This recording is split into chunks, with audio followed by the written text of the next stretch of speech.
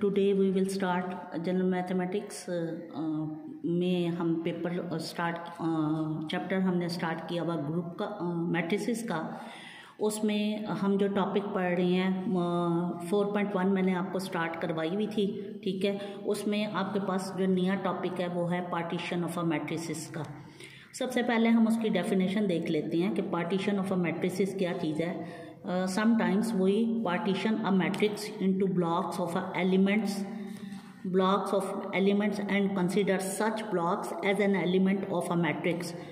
These blocks are called sub-matrices of the diagonal matrix, original matrix, and labeled in the same manner as an element of a matrix. A matrix can be partitioned into sub-matrices. It may affect way to the manner in which it can be partitioned is offered indeed by drawing horizontal and vertical lines between a selected rows and columns, ठीक है। इसका क्या मतलब है कि हमने क्या करना है कि एक बड़ा मैट्रिक्स होगा, उस बड़े मैट्रिक्स को, ये जो एग्जांपल है मैं एग्जांपल के साथ आपको समझाती हूँ, वो मैंने आपको डेफिनेशन पढ़ के सुना दी है, एग्जांपल के साथ मैं आपको समझा देती हूँ।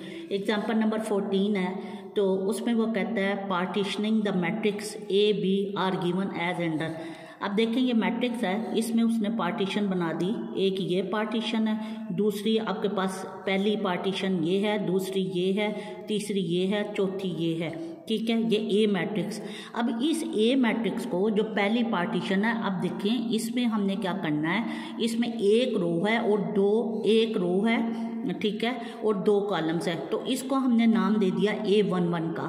ये जो दूसरी है ये आपके पास क्या है A12, ठीक है। ये जो तीसरी है इसमें आपके पास क्या है, ये है आपके पास 21। देखें इसी तरह से, यानी इसको मैंने नाम दे दिया है A11 का, इसको मैंने नाम दे दिया है A12 का, इसको मैंने नाम दे दिया है A21 का, इसको मैंने नाम दे दिया है A22 का। ये हो गया A मैट्रिक्स।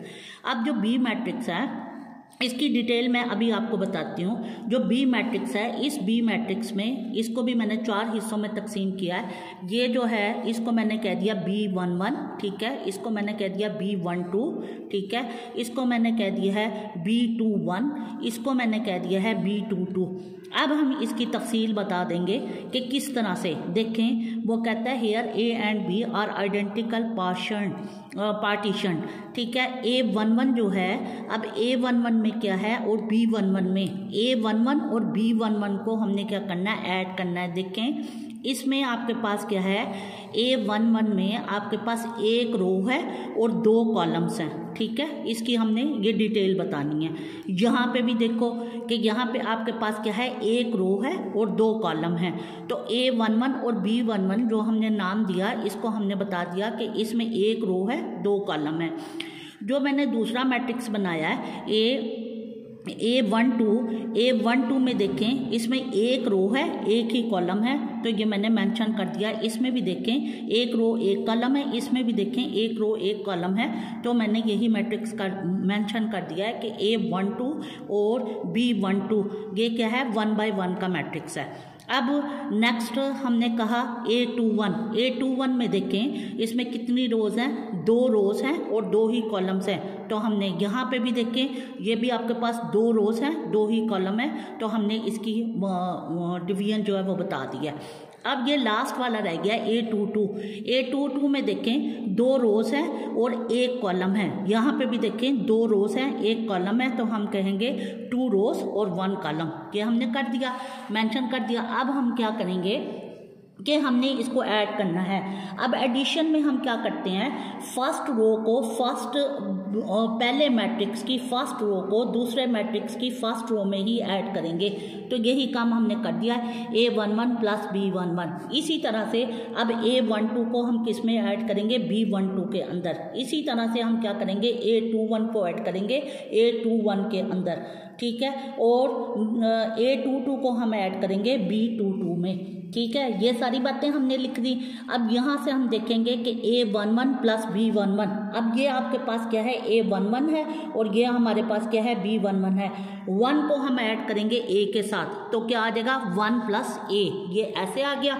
इसी तरह से हम जो दूसरा मैट्रिक्स है यहाँ पे देखें, जो दूसरा है उसमें हमने क्या करना है, ये जो सेकंड है, अब सेकंड को ये 2 है, यहाँ से अब ये हमने सेकंड को पकड़ना है, तो क्या आ जाएगा 2 + b, तो ये आ गया 2 + b। ठीक है, यहाँ पे नेक्स्ट चलें, यहाँ पे आपके पास क्या है 5 है और यहाँ पे आपके पास क्या है c है, तो मैंने क्या करना है 5 को c में ऐड करना है, तो क्या आ जाएगा 5 + c। अब ये नीचे आ जाए, यहाँ पे देखें -4 को मैंने ऐड करना है d के साथ, तो क्या आ जाएगा -4 + d, तो -4 + d आ जाएगा। ठीक है, इसी तरह से 3 को मैंने e में ऐड कर देना है, 2 को मैंने g में ऐड कर देना है, 1 को मैंने क्या करना है h में ऐड कर देना। इसी तरह से यहाँ पे नेक्स्ट में हम क्या करेंगे, 0 को f में ऐड करेंगे और यहाँ से क्या करेंगे 5 को i में ऐड करेंगे, तो ये हमारे पास मेन जो हमारी पार्टीशन है ये उसमें कन्वर्ट हो गया है। और इस तरह से हमारा जो पार्टीशन के क्वेश्चन है वो इस तरह से होंगे। अब हम आ जाते हैं एक्सरसाइज के ऊपर। एग्जाम्पल मैंने करवा दिया, बाकी की एग्जाम्पल्स आप देख लीजिएगा, जो ना समझ आए फिर मेरे साथ डिस्कस कर लें।